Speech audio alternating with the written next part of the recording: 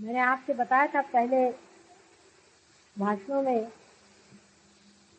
पहली चीज जो सहयोग के लिए जरूरी है वो है प्रेम। जो आदमी प्रेम नहीं कर सकता वो सहयोग में उतर नहीं सकता। और प्रेम का भी मैं आपसे थोड़ा बहुत बताया था। उसके बाद मैंने कहा था पवित्रता। जो आदमी पवित्रता की भावना नहीं रखता है वो भी आदमी सहयोग में उतर नहीं सकता। जो आदिकाल से पवित्रता की भावनाएं चलती आई हैं उन्हीं सब भावनाओं को लेकर मैंने कहा है। आज तीसरी बात बताना है, खासकर रियलाइज लोगों के लिए, कि रियलाइजेशन हमारा नया जन्म है। जब बच्चा जन्मता है,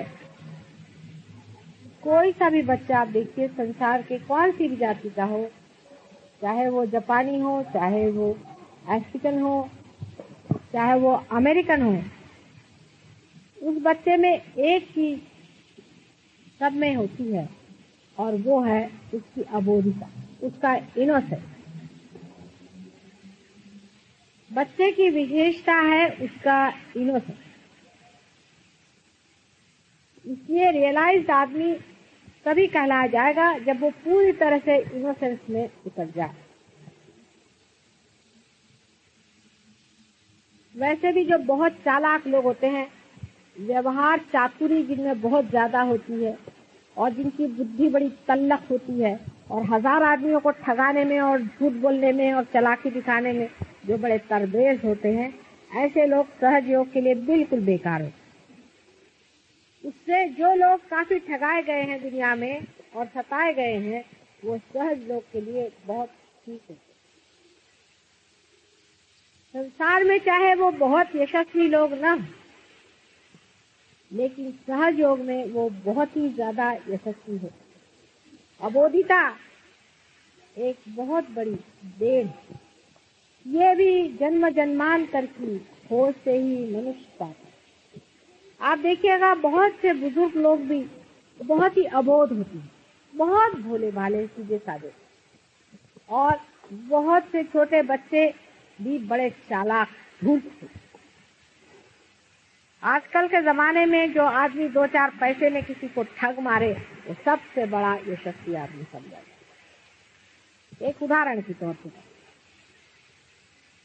जैसे एक हमारे रिश्तेदार थे, तो हम उनके घर गए तो वो बड़े अपने को बड़े भारी आदमी समझते हैं और वो बड़े विद्वान समझते हैं अपने को, बहुत ज्यादा उनका व्यवहार चतुर। और बीवी बेचारी अनपढ़, उसको वो कुछ खास समझते नहीं, सोचते बेवकूफ है, ये सारा हमारा पैसा लुटा देगी। और एक परले दर्जे के कंजूस है। अब उनके घर हम गए तो बताने लगे बड़े इससे कि साहब मैंने देखिए ये जो जमीन है, ये मकान है, ये पूरा किराए पर ले लिया और 30 साल पहले 40 साल पहले लिया था और इसका मैं सिर्फ 100 रुपए किराया दूं और ये सारी जमीन मेरे कब्जे में और किसी की मजाल नहीं कोई हाथ लगाए। बैठे हुए आराम, न उस जमीन में कुछ जाते हैं न कुछ नहीं, 1 करोड़ जमीन लेकर के बैठे हुए हैं इसी पर दावा लगाकर।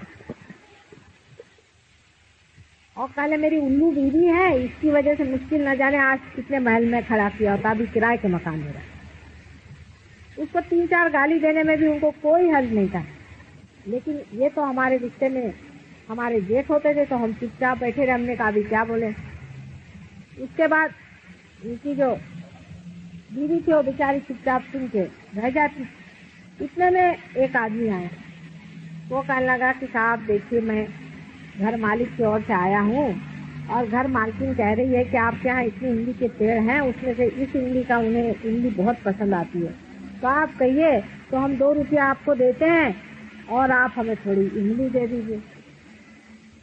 ये बिगड़ गए, वाह क्या सोचते, 2 रुपए की इमली कहाँ से आएगी, 5 रुपए दो तो देंगे। काफी झकझक करी। उसके बाद अपनी बीवी से कह, खबरदार ये आदमी ऊपर न चढ़ने पाए, यहाँ की इमली न उतारने पाए। उसके बेचारे के 100 रुपए के मकान में वो बेचारे के रह रहे हैं, उसको कम से कम कुछ नहीं तो 3-4 हजार रुपए का नुकसान कर रहे हैं। पहले बड़ा पैसे वाला है, दे सकता है सब कुछ। आप कहना अभी ऐसा लॉ आने वाला है, ये घर मेरा ही हो जाने वाला है, मेरा इस पे कब्जा होने वाला है, इसकी वो इंतजार में है, पता नहीं कैसे।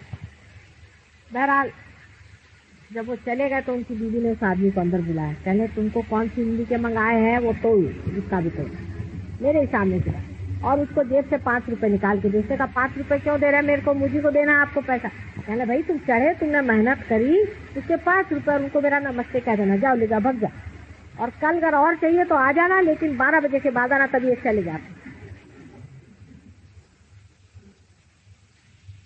तो उसने ये जवाब दिया कि मैं तो इंतजार में था कि कब सीखेंगे तो मैं भी तोड़ूंगा, मैं आपको तो जानता हूँ। अब वो अपने को बड़े चालाक होशियार समझते और सब उनसे हंसते हैं, कधे कहीं के। इस तरह के जो अक्लमंद लोग हैं, जो अपने को बड़े चालाक और होशियार और झूठ बोलना, जैसे लंच फंड करना, इसमें जो अपने को बड़े होशियार समझते हैं, ये सब होशियारी जो है जहाँ से तहाँ रह जाए, और ऐसों का सहयोग नहीं होने वाला। और कल अगर संहार शुरू हो गया तो ये लोग पहले कटेंगे, और भोला आदमी हमेशा बच जाता है। भोले आदमी में बड़ी विशेषताएं होती। मैं स्वयं बहुत भोली हूँ, बहुत लोग मुझे कहते हैं कि मेरे घर में तो सब लोग मुझसे परेशान, मेरे भोलेपन। मैंने हमारे घर में ऐसा हुआ एक दिन कि हम दिल्ली में रहते थे, तब की बात है, बहुत साल पहले की। तो एक बाजार गए थे, दिल्ली के बाजार में। वहाँ एक आदमी आया, बेचारा मुझसे कहने लगा कि मुझे बहुत चोट लग गई है और मुझे समझ नहीं आता मैं कैसे करूँ, मैं कैसे जीऊँगा। तो कहते चलो मोटर में बैठे, उसको घर ले आए। घर पे लाए तो उसको हमने मलम पट्टी करी, और वैसे भी हमें तो जरूरत है मलम पट्टी करने की, वो हाथ वाथ फेरा, बेचारा ठीक हो गया। उसको बड़ा मेरे लिए प्रेम हो गया, और वो इतनी सुबह से शाम तक 4 बजे मैं उठी थी, वो भी 4 बजे उठ करके तब से जो घर में मेहनत करेंगे। लेकिन हमारे घर के लोग बहुत व्यवहार चातुर है, उनका पता नहीं कहाँ से चोट खा के आया है, कोई हो सकता है डाकू होगा। मैंने कहा होगा डाकू तक, अब तो बदल गया है ना, अब तो उसका कितना स्वभाव बदल गया है। मैंने कहा उसको विश्वास तो करके देखो। क्या लगे कि नहीं नहीं उसको तो पुलिस में देना होगा, पुलिस से पता करना चाहिए। रोज उसके पीछे सब लोग लगे रहे, हमारे भाई साहब भी थे, मेरे हस्बैंड भी थे, और भी लोग, सब लोग मुझसे कहना इनकी कॉन्फ्रेंस हो कि उसको बिठाना ही चाहिए पुलिस में। मैंने कहा भाई माफ कर दो एक बार, देखो अगर चोरी करना हो तो कर ही लेगा, नहीं होगा तो ठीक है, ऐसी कौन सी बात है, ऐसा कौन हमारे पास बड़ा धन घर के अंदर पड़ा हो। तो उनके पीछे लोग पड़े। उस दिन एक दिन शादी में हम लोग गए तो उसको बाहर बिठा के गए, अंदर घर में नहीं तो चोरी कर जाएगा, फलाना होगा, ढिकाना होगा। मैंने कहा चलिए। उस दिन हम ठीक से जेवर पहन के गए थे। रात को 2 बजे करीब आए, सब थक गए थे, तो मेरे हस्बैंड भी सो गए, वो मेरे भाई भी सो गए, और मैं भी सो गई। तो मैंने जेवर उठा करके ऐसे बाथरूम में रख दिया। तब तो कुछ सोच नहीं रहा कि चोर वोर घर में है। जब सवेरे उठे तो हमारे हस्बैंड के पैर के चप्पल गायब, जूता देख रहे हैं जूता गायब, उनका देखा तो उधर से पर्स गायब, वहाँ से आगे गए तो उनका कोट गायब, आगे चले मेरे भाई साहब जो थे उनके 500 रुपए गायब, उनका जूता गायब, उनका कोट गायब, उनका न जाने एक बक्सा की बक्सा ही खाली। और मेरे इतने महंगे जेवर वहाँ पड़े हुए थे, खानदानी हमारे जेवर, एक चीज को उसने छुआ नहीं। उनके सब चीजें उठा के वो भागता बना, क्योंकि उनके लिए वो डाकू ही था और मेरे लिए वो कुछ भी नहीं। मेरा सब सामान छोड़ गया और इन सब चीजें लेके चंपत हो गया। तो वो लोग कहने लगे कि ये अच्छे रहे साहब, हमने तो कुछ किया नहीं। हमने कहा तुम उनकी जान को लगे हुए थे ना, तो तुम पुलिस में जाओ, पुलिस में जाओ। तो देखो उस पर विश्वास करते, हम घर पे भी नौकरों पे करके देखते, विश्वास करें, विश्वास करें। हम विश्वास इसलिए नहीं करते क्योंकि हमारा अपने ऊपर विश्वास है। दुनिया में सबसे विश्वास है, जितना हम विश्वास करना सीखेंगे उतना ही इंसान आपको विश्वास है। लाख में से एक आध आपको ठगेगा, असल में हमको तो कोई ठग ही नहीं पाता। ठगना भी चाहता ठग नहीं जाता, ठगता नहीं है। और हम पाते क्या, 2-4 रुपया ही ना, ठगते क्या पाते हैं, कौन सी गठरी, पाप की तो गठरी पाते हैं। इतनी होशियारी करने वाले लोग, मुझसे यहाँ पर भी बहुत से लोग ऐसे हैं, मुझसे होशियारी दिखाते, कुछ ऐसे पढ़ाते हैं बातें इधर उधर की। जितनी मैं भोली हूँ उतना ही मेरा जो अंदर का है ना वो बड़ा घाघ है। मैं किसी चक्कर में ही आ गई, बड़ा मुश्किल है मुझे कोई चक्कर में डाल। अब कोई कहे कि ये चीज है वो चीज है, चक्कर में नहीं आने वाली। हालांकि मैं हूँ बहुत सीधी। इसकी वजह ये है कि जो आदमी रियलाइज होता है और जो अपने चित्त में ही दिल में लिए बैठा है, वो कहीं उलझता ही नहीं। आपने मेरे साथ चालाकी की, वो दिव्य जो है घुमा देगा उधर से मेरे को। कोई आदमी चालाकी करेगा भी मेरे साथ, वो फट से मुझे घुमा देगा। इसका एक और उदाहरण दिया है। रामकृष्ण परमहंस की पत्नी, दोनों आदमी एक बार जंगल में से आए। तो ये बिल्कुल भोली भाली थी बेचारी। जंगल में से आ रहे थे, तो जंगल में से आते आते ऐसा हुआ कि रामकृष्ण तो आगे चले गए, पीछे रह गए। तो चोरों ने सोचा चलो कोई औरत मिल गई, पकड़ो इसको। तो उसके साथ हो गया। तो उनका भाई तुम आ गए, अच्छा हो गए। तुम्हारे दामाद जो वो सामने चले गए और मैं अकेली रह गई। चलो तुम मेरे भाई आ गए, मेरे बाप आ गए, बड़ा अच्छा हो गया, मेरे लिए तो कुछ आराम हो गया। नहीं तो मैं तो सोच रही थी अकेले में मैं रास्ता कैसे ढूंढूंगी। फिर भाई तुम्हारा क्या नाम है? अच्छा तुम मेरे भैया हो, तुम मेरे बाप हो। वो लोग कहने हम तो इसको पकड़ के ले जाएंगे और ये तो हमको बाप भाई बना देंगे। उसके सीधेपन और भोलेपन से इतने रीच गए, उसको अपने घर ले गए और जिंदगी भर उसको अपनी लड़की की तरह से बनाया और रामकृष्ण को अपने दामाद जैसे। वो चोर और डाकू लोग भी प्यार पहचानते हैं। सांप और शेर और गीदड़ ये सब प्यार पहचानते हैं, क्योंकि शेर अपने बच्चे को नहीं खाता, सांप अपने बच्चे को नहीं काटता। अगर हम भी सांप हो जाए तो क्या सांप हमें नहीं पहचानेगा? भोलापन हमेशा मदद करता है, और जो आदमी भोला होता है उसको दुनिया हमेशा मदद। और एक उसका मॉडर्न एक उदाहरण, एक साथ कस्टम में जा रहे थे, भोले भाले बोलते बहुत थे। भोले लोग जरा बोलते भी ज्यादा है कभी कभी, क्योंकि उनमें चालाकी नहीं होती ना, अंदर में घुसते जैसे बैठे नहीं रहते। कभी बोलते हैं कभी नहीं बोलते। मतलब ये जरूरी नहीं कि हर एक भोला आदमी होता है, चालाक भी कभी कभी बड़बड़ाते हैं बहुत। तो ये जो भोलापन था इस आदमी का, या आकर के उसको बताने लग गया कि अरे साहब मैं गया था वहां से मैंने लाया कैमरा। वो कस्टम ऑफिसर को बताता, अमेरिका से आया और कस्टम ऑफिसर को बताता है कि कैमरा लाया हुआ, ऐसा कैमरा हिंदुस्तान में नहीं होगा, तुम देख लो, तुमको देखना मैंने तुमको दिखा। यहाँ लोग तो छिपाते अपना कैमरा, फिर उससे बताने लगे कि मैं वहां से मालूम मेरे को डायमंड रिंग में लेके आया, वहां से तुमको देखना है, देखो मैं लाया हूँ। तो वो जो इतने भोलेपन से बोलने लग गया, तो कस्टम ऑफिसर ने सोचा कि ये यही डील मार रहा है, ये लाया होगा कहाँ के मुझे बेवकूफ बना रहा है, नहीं तो जो असली वाला आएगा वो ऐसी बात क्यों करेगा। तो कहा भैया तू जा मेरा संबंध से।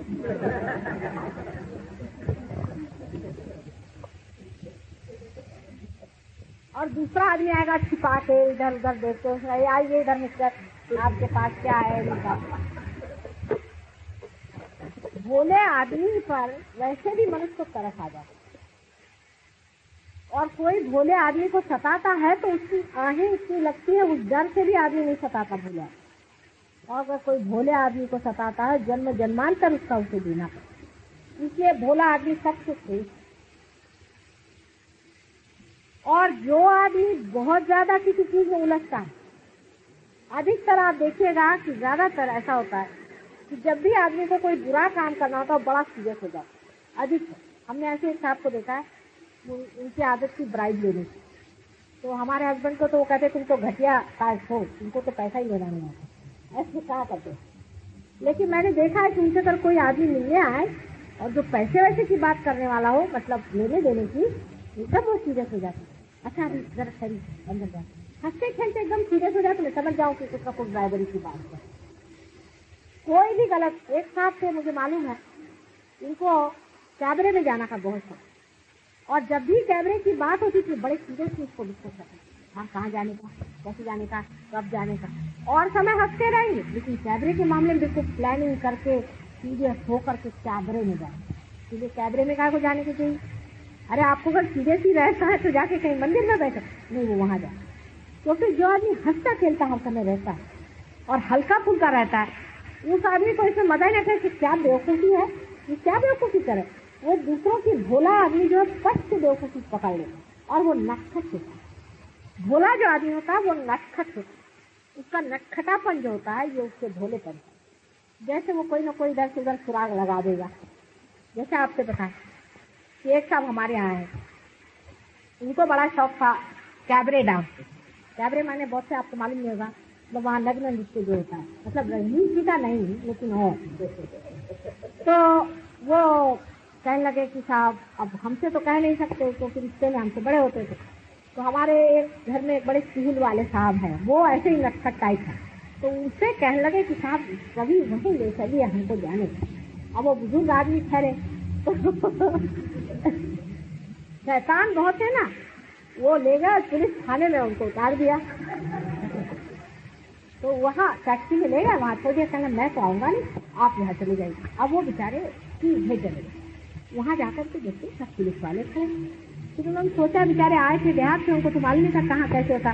तो पुलिस बाहर लगती होगी, ऐसी जगह जरूर पुलिस होती है, ऐसी जगह जहाँ ऐसे धंधे होते हैं वहाँ पुलिस लगती है, लगनी पड़ती। तो उन्होंने सोचा कि इसलिए यहाँ पुलिस है। अंदर गए तो लोगों ने कहा साहब आपको कोई कंप्लेंट है? नहीं, कहने वो जरा हमको तो उन्होंने कहा क्या अब आप समझ लीजिए जो बात है। तो उन्होंने कहा आखिर क्या बात आप चाह रहे हैं? मैंने साहब अब क्यों मजाक कर रहे हैं, जिस चीज के लिए जिस जगह बनी वहीं हम आए।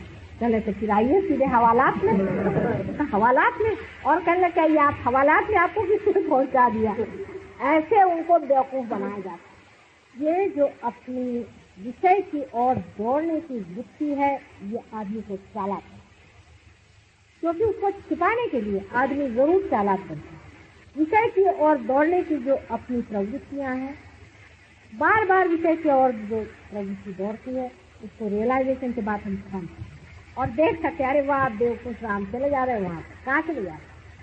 अपनी ओर हम देख सकते हैं, अपनी बेवकूफियां देख सकते हैं, अपने साथ खिलवाड़ भी कर सकते हैं, अपने साथ नटखट खाना कर सकते हैं, बहुत अपने साथ हम खेल कर सकते हैं और देख सकते हैं कि किस बेवकूफी में फंसे हैं।